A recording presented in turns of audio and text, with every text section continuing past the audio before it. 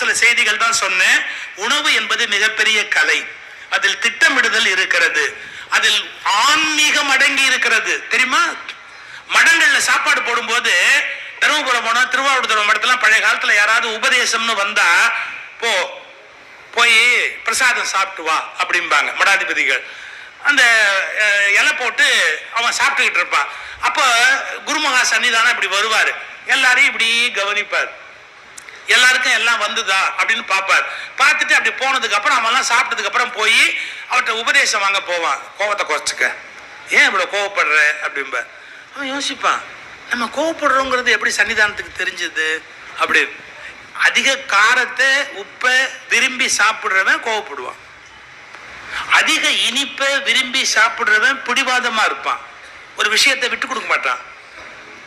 துவர்ப்பு சாப்பிடுறவங்க சமாதானமா இருப்பாங்க. துவர்ப்பு இருக்கு பாருங்க, அவங்க எல்லாரோட அட்ஜஸ்ட் பண்ணி போயிடுவாங்க, அதிகமா சண்டை கண்ட போட மாட்டாங்க. சரி ஓகே பரவாயில்ல.